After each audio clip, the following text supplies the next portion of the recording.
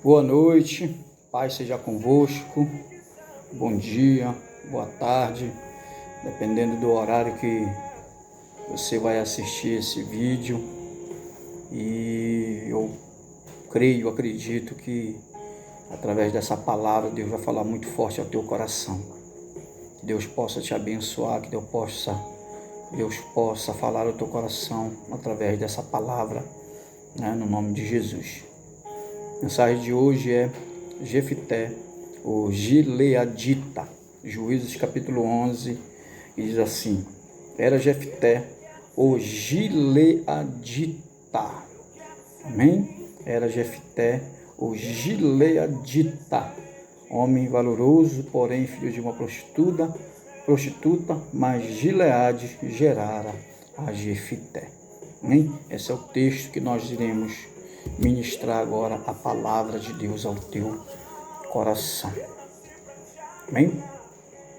Nós estamos vivendo num mundo de completa transição. Nós vivemos num mundo de completa transição, de mudanças. Mudanças, elas são constantes hoje no nosso mundo.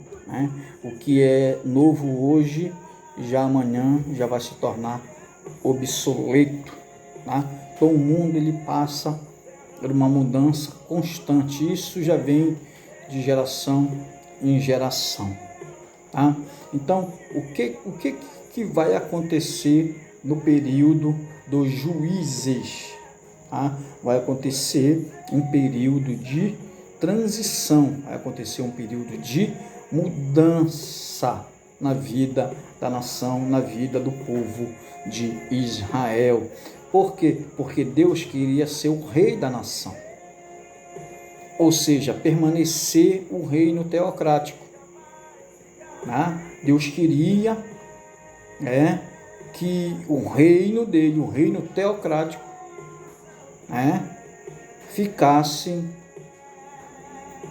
durasse muito tempo. Só que as coisas mudam com o tempo. As coisas mudam. Muitas das vezes as coisas não ocorrem do jeito que a gente quer. E o que foi que aconteceu? Houve uma mudança, houve uma transição, houve uma mudança de governo.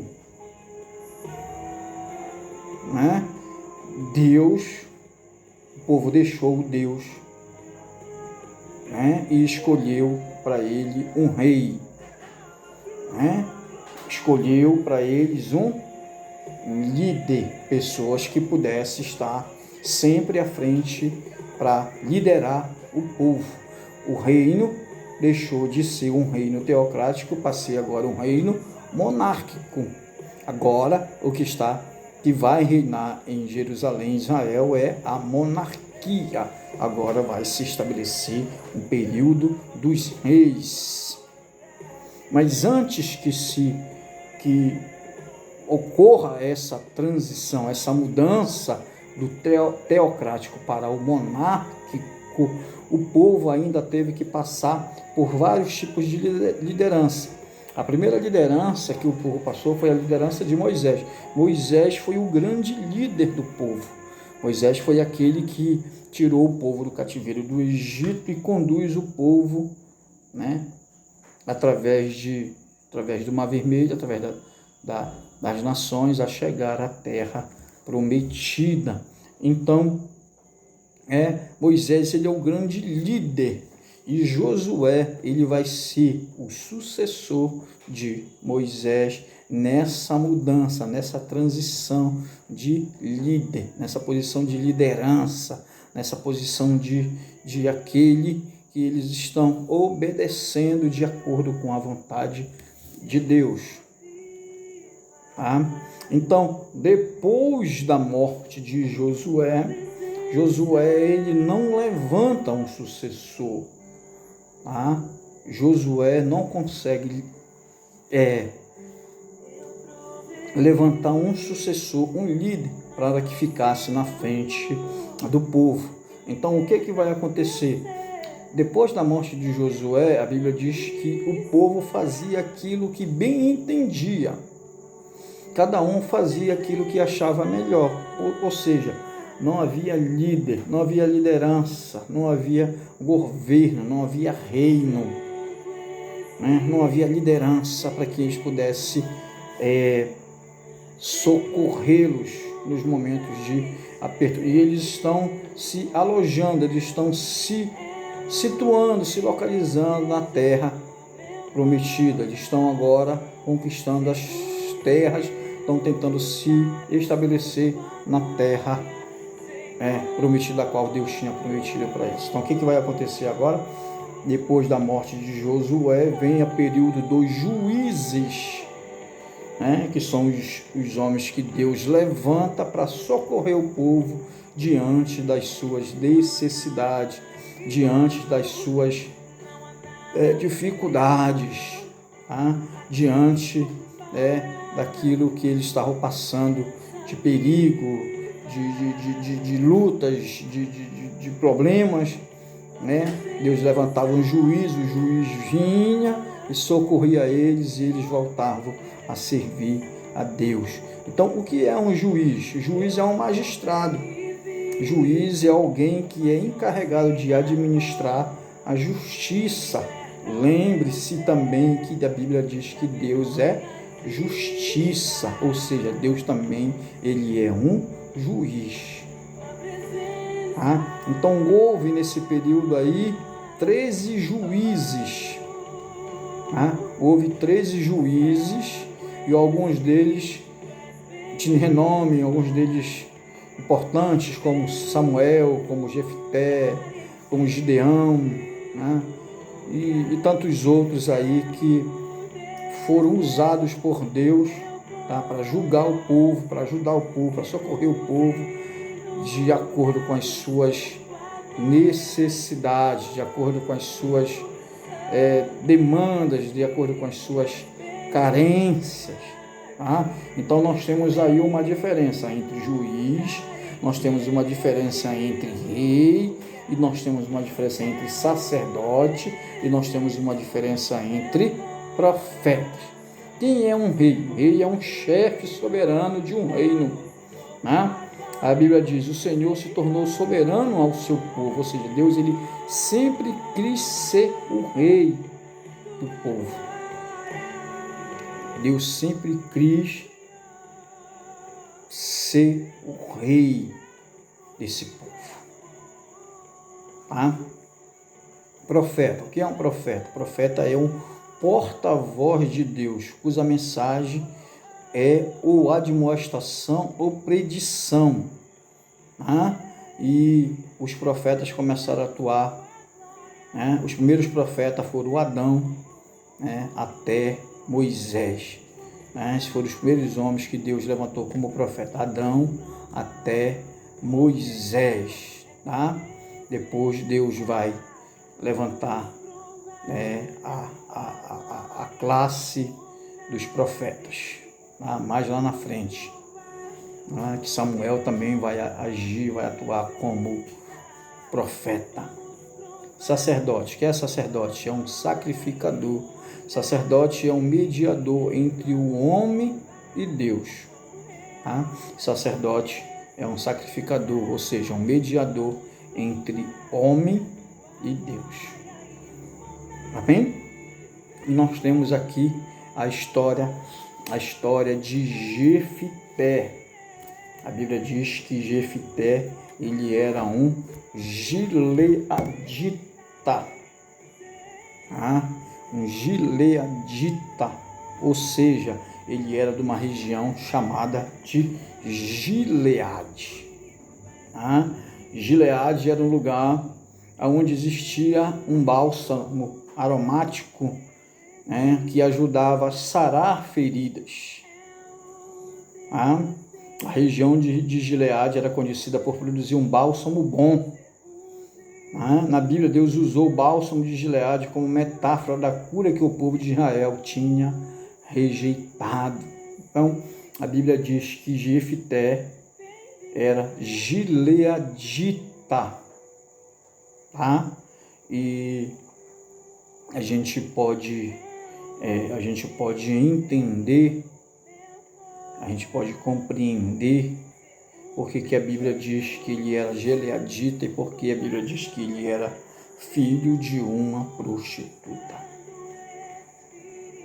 Por quê? Porque só Deus, só o Espírito Santo, ele pode curar as nossas feridas.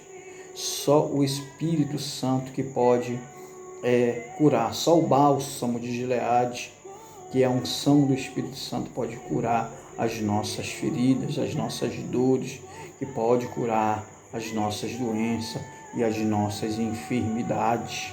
Eu consigo entender por que Jefité, ele consegue, em meio ao preconceito, em meio ao afastamento da família, em meio ao desprezo, em meio ao abandono do seu pai, de seus irmãos, eu consigo entender através de Gileade, através da cura,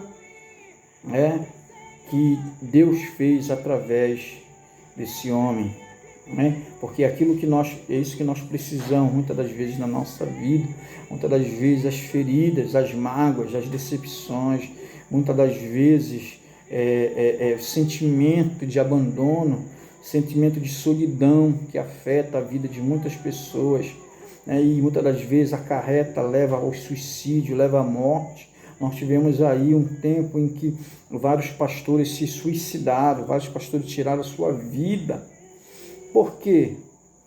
Porque lhe faltava o bálsamo, porque lhe faltava uma cura, porque lhes faltava a unção de Deus sobre as suas vidas. E eu consigo entender, eu consigo enxergar na vida de Jefité, na vida de Jefité, o que ele passou, o que ele teve que enfrentar, das dificuldades, das rejeições, do abandono, e ser chamado, e ser todo tempo ser taxado como filho de uma prostituta, todo tempo ser taxado como filho de uma mulher vadia, um filho de uma mulher promíscua, de muitos dizer que ele não valia nada, de muitos dizer que ele não ia para frente, de muitos dizer que ele não ia vencer, que ele nasceu para sofrer, para viver abandonado, para viver triste, para viver machucado. Mas existe um lugar de cura, existe um lugar de cura para a nossa alma, que se chama o bálsamo de Gileade. Existe um lugar de cura, de refrigério para a nossa alma. É o que diz o Salmo de número 23, refrigera minha alma. O salmista diz, aquieta minha alma, quieta minha alma. Existe um lugar de cura, existe um lugar de restauração, que esse lugar só é estar na presença de Deus, só é estar banhado com óleo do azeite, com azeite fresco da unção do Espírito de Deus sobre a nossa vida. Eu consigo entender a vida de Jefité, porque muitas das vezes ela se compara com a minha vida. Fui criado sozinho, tive que aprender as coisas na marra. Eu compreendi um relacionamento que eu tive com o Pai, com Deus Pai, que me guardou, que cuidou de mim, que me protegia, que me abençoava, que falava comigo. Eu consigo entender, eu consigo ver na vida de Jefité o mesmo cuidado que Deus tinha comigo, o mesmo cuidado que Deus tinha me guardado, tinha me protegido, tinha me livrado de todas as situações adversas. Muitas vezes eu olho atrás e percebo o agir de Deus na minha vida, como agia na vida de Jefité. Gileade gerara a Jefité. Bálsamo de Gileade é aquele bálsamo que nós precisamos para restaurar a nossa vida, para restaurar as nossas feridas da alma, as mágoas, os apertos, os momentos de solidão, de sofrimento, de abandono, de você achar que está sozinho, de você achar que está abandonado, mas Deus não te abandona, Deus não abandonou você, independente na família que você nasceu, independente do lugar onde você nasceu, independente do bairro, da cidade, da família em que você nasceu, Deus nos colocou no lugar certo, na família certa, na cidade certa, no bairro certo, para que o nome dele fosse glorificado, para que o nome dele fosse exaltado e pudéssemos vencer toda essa situação de abandono, de tristeza, toda essa situação de rejeição que muitas das vezes sofremos pelos nossos pais, pelos nossos familiares. E isso eu consigo refletir e ver, que Deus fez na vida de Jefité e o que Deus fez na minha vida. Tá? Deus cuidou de mim, Deus me guardou, Deus me protegeu, Deus me livrou, morei no chão, Deus me deu uma casa própria, Deus me deu recursos, Deus me deu condições de me tornar abençoado por Ele.